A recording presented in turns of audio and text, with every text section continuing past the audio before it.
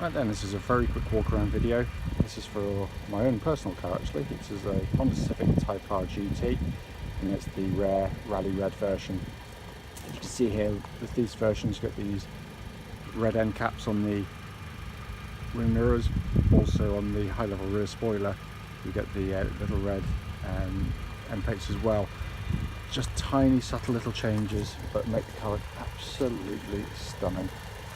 The car is in simply beautiful condition. It really, really is. It's my pride and joy. I try and keep it as clean and as tidy as possible, but it really is a fabulous looking car. So to come around the car for you, offside front bumper corner there, completely unmarked. Bonnet itself is incredibly clean. Literally, if you get a microscope out, you'll find stone chips somewhere of some note, but they are minuscule, absolutely minuscule. Near side front bumper corner, again, completely clean, no marks in there at all. Just to squat down to show you the near side of the car, absolutely mirror smooth in the panel work, no dents, no marks, no indentations at all on there. Front wing, again, blemish free. Front alloy absolutely as clean as a whistle, no marks at all on there. Obviously the original tyres are still on the car as you'd expect and given a very, very gentle life. Just to come down to the main panel work here, it's very, very, very, very clean. Near side rear alloy, again completely unmarked, no skags, no curbing, nothing on it at all. And to come around the back of the car here, just to show you this is the angle I love on the car. This high level spoiler with the red end plates looks absolutely fantastic on it. Just come around the back, obviously I always have the engines running on the cars. There will be a bit of condensation, it's a chilly old morning this morning. But again, absolutely unmarked around here. There to come around to the opposite side of the car. Again, it's all in absolutely beautiful condition, really, really is.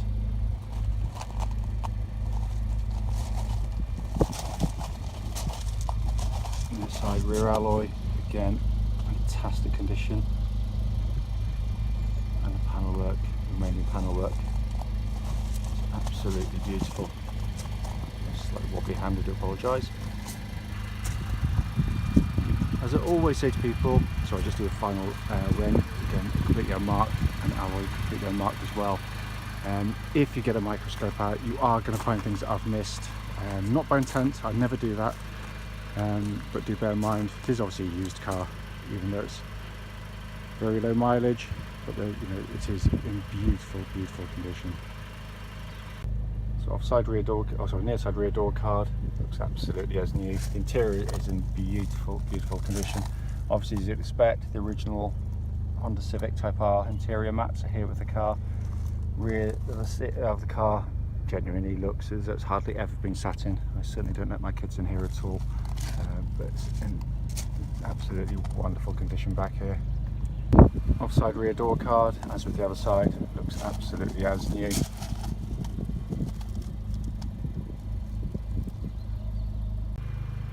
Near side passenger door card on the front here, again clean as a whistle. Footwell areas all absolutely clean as you like. Bear in mind I'm using this daily, so I've not it's not been valeted to death, just to make it look all nice. This is exactly as I drove around in it. Wonderful Type R seats, all the bolsters, again everything about them is absolutely stunning.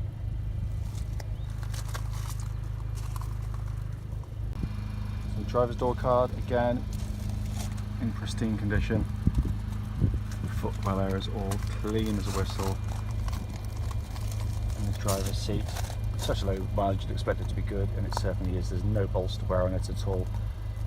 Absolutely perfect.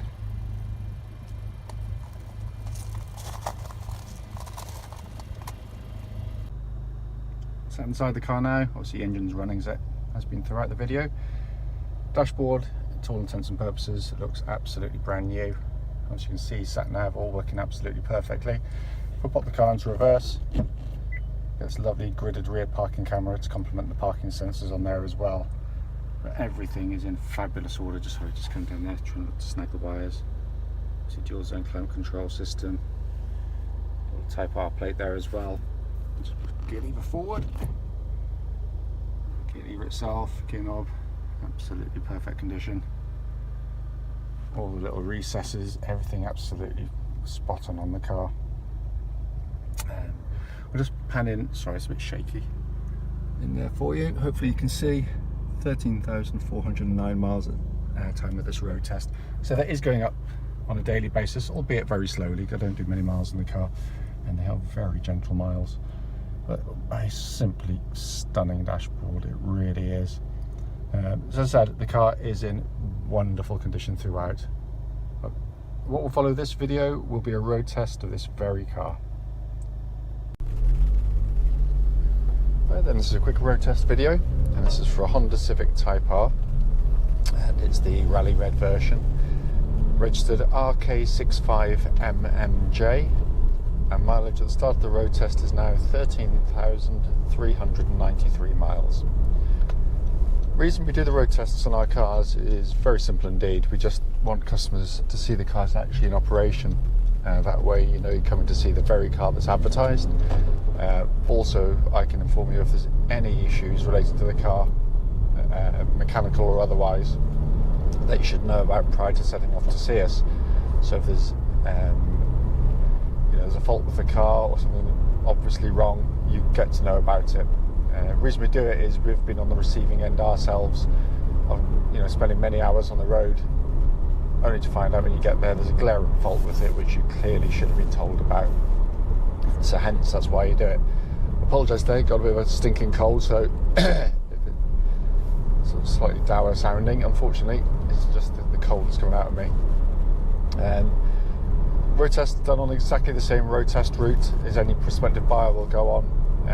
So hopefully be representative of what you'd feel yourself. Just a very brief background to this car. This is actually my personal car. I'm going to be brutally honest, I love the car. Absolutely love the car. In the advert, it's sometimes hard to put into writing what I actually mean. Clearly this is a car that I cherish, I love, and I've kept it in very, very nice condition. But what I'm saying in the advert is basically that if someone wants to come see the car and buy the car, then a test drive would be obviously welcome. That's the test drive is to establish that the car drives as it should, not to see, unfortunately, if you just want to buy a Type R. We do recommend people go to the Honda dealers first to have a drive in the car just to make sure. Reason being, every time the car goes out, it's on road test, I clean it. Secondly, there is a risk on road test that someone might damage your car or have an accident, and it's a risk I'm willing to take if someone's ready to buy, but obviously not if they're just trying to find out if it's the car they want. So I get that out of the way, and I do apologise. Hopefully you'll see the reasons why. If it was your own car that you love and cherish, I'm sure you'd adopt the same policy. What I normally do on these videos is go through one by one the mechanicals of the car, just to sort of check on them, make sure they're all okay. 13,000 miles on the clock. It's got the balance of the Honda's manufacturer's warranty left, I think, until August, I think it is. There's nothing on the car. It drives absolutely perfectly. There's no warning lights. There's no issues. Everything works exactly as it should. There's no brake shudder. There's no odd noises that shouldn't be there. So I've just thought, rather than go through the whole lot, which I normally do, I'll just tell you straight up front, the car drives absolutely perfectly. The rest of the video is basically me just telling you what I think about the car and my experiences of it. First things first, when I bought the car, I bought it in a slightly boyish way on looks. There's other colours which actually I like. Probably only the white one is the one that I like probably as much as this one, if it was just the pure black. But obviously with the Rally Red bits on it, it really does set it apart. It's not OTT, it's done very nicely. but aesthetically I think it's a stunning looking car, and it's not to everybody's taste. I know that, I kind of don't want it to be. That's the way I feel. I just think it's, it is very much in keeping with what the Type R moniker's all about. And it's slightly outrageous, it's slightly in your face. I think it's stunning. I think absolutely stunning. I think it's one of these cars that is easy to have a pop at, but you wait 20 years and see, just what people think of it. I remember the Integra Type R when it came out with this big spoiler on the back, and the Accord Type R, how outrageous and silly they were. And look at their values now. Look at the values of Sierra Cosworth turbos and RS500s. Seemed outrageous at the time, but they're the cars on the long haul that are making small fortunes now, way more than they were when they were new, in terms of the Cosworth, certainly. And I see this one as being something not that dissimilar, and it's probably got another car I'm going to regret selling, and probably should just put into storage, but I don't quite have 20 years to wait for that. The other side of it is obviously the inside of the car. It's fantastically done. It's based clearly on a standard Civic hatchback. There's no two ways about it.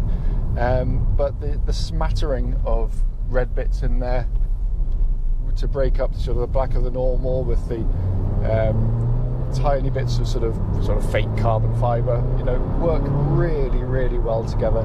It's just a great place to sit and drive a car. It's brilliantly built in here. I've always loved the dashboards in terms of kind of the layout of them anyway, as I've said on many of my previous videos. The two-tier design I think is genius. It's like now I can see the speedo very easily indeed, and I can see the speed on the signs on the road without taking my eyes off the road.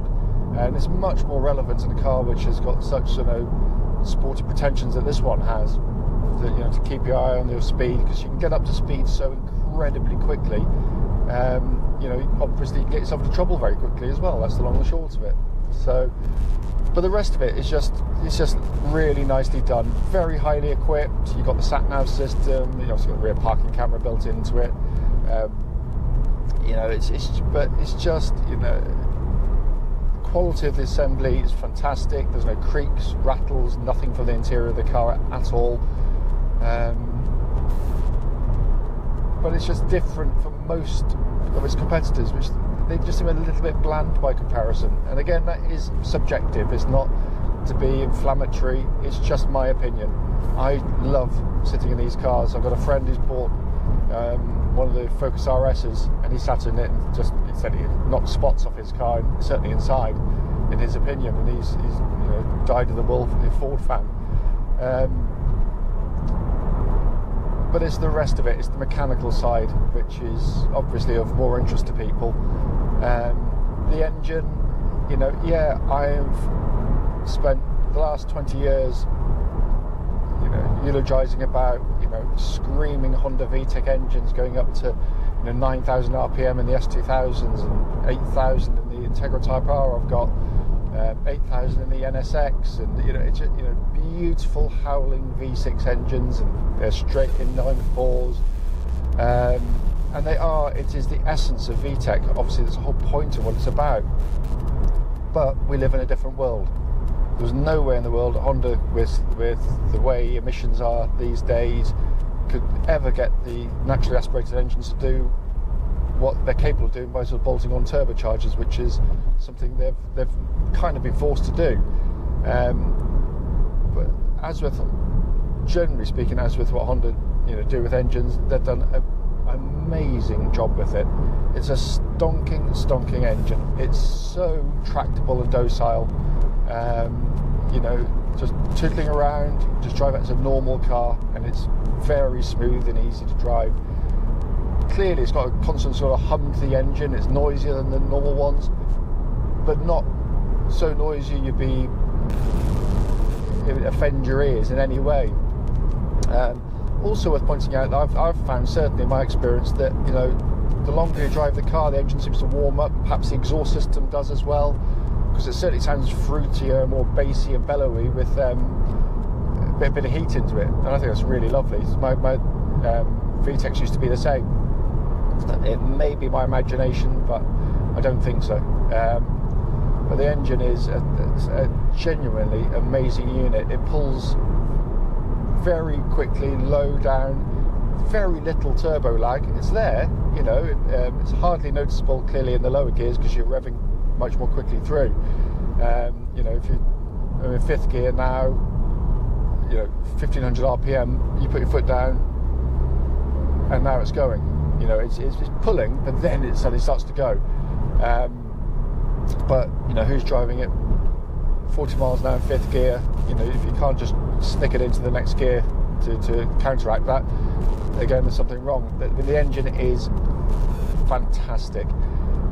Clearly, it's still a VTEC engine, and unlike a lot of turbocharged cars of its ilk, it thrives on going round to the red line. It encourages you to go round to the red line rather than plateauing out and then not giving much at the higher revs, and it's certainly not giving you the necessity to sort of, you know, stretch it out if you want to.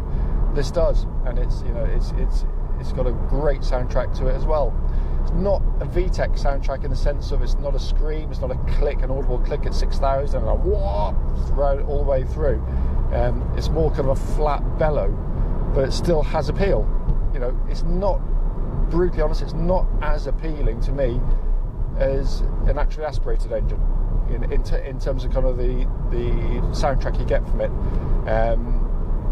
But I think they've improved the sound in the next generation, but it's something that I'm not worried about. But certainly sort of drop it down into third now. So just basically foot down.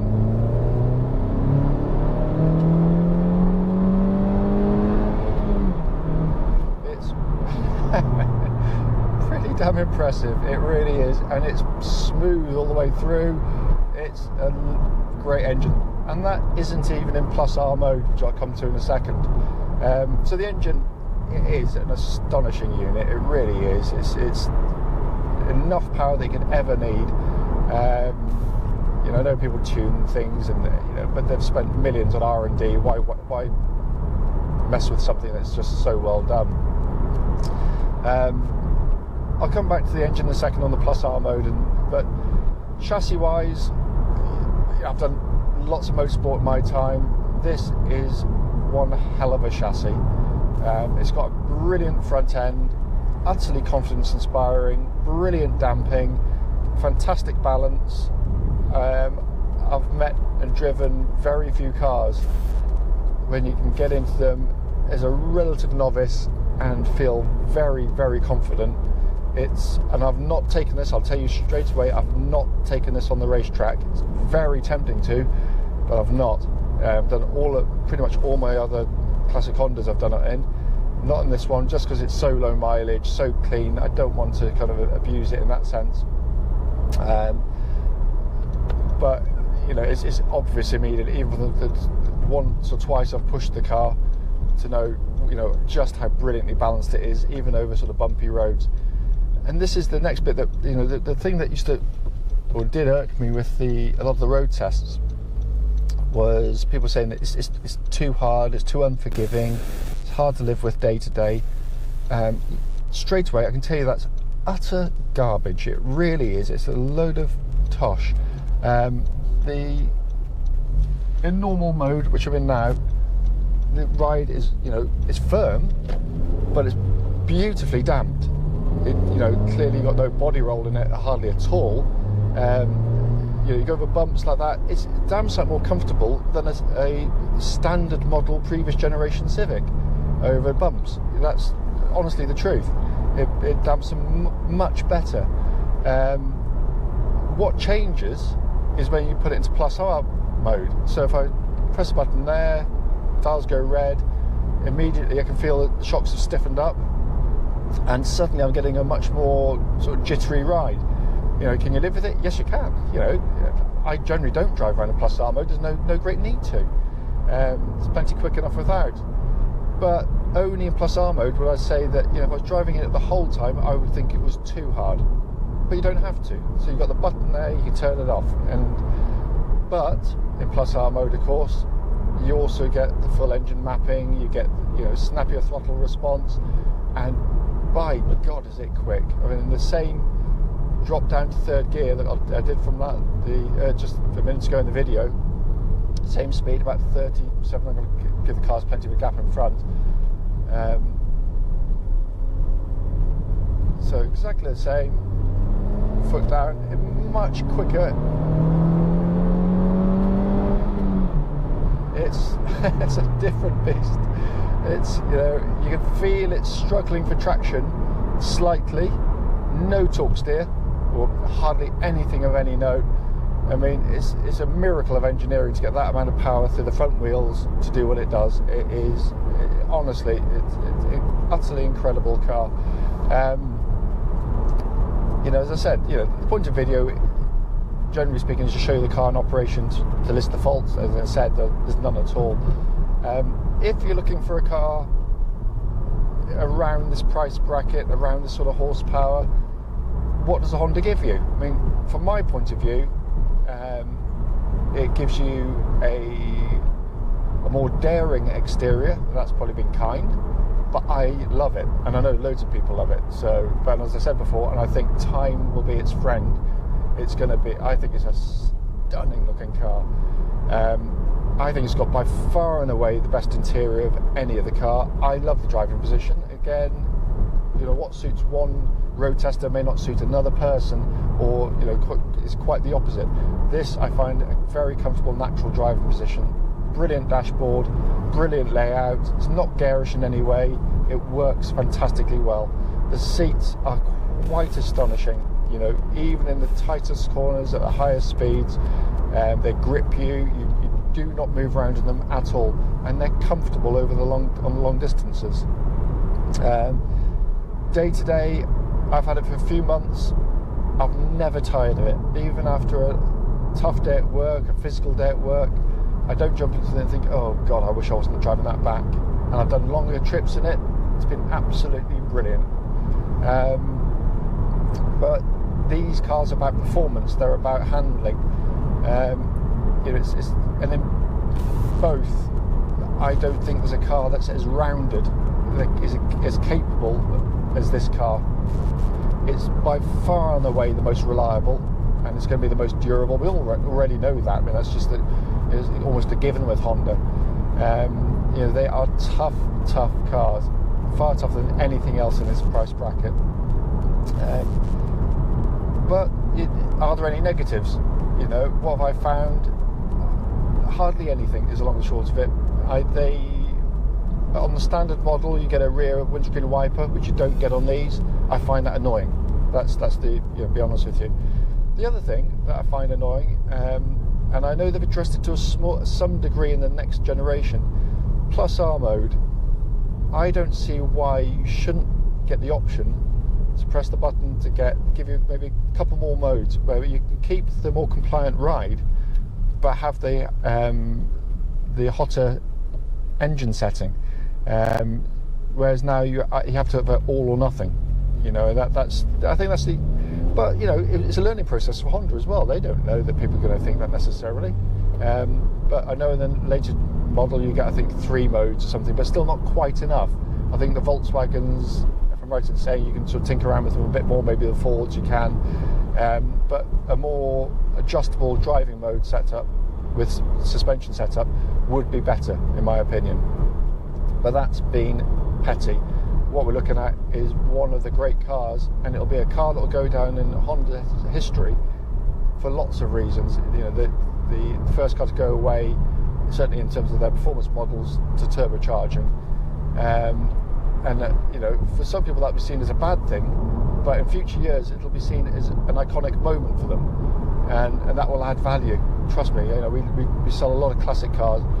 You know, this is going to be an investment in many years' time. It really is.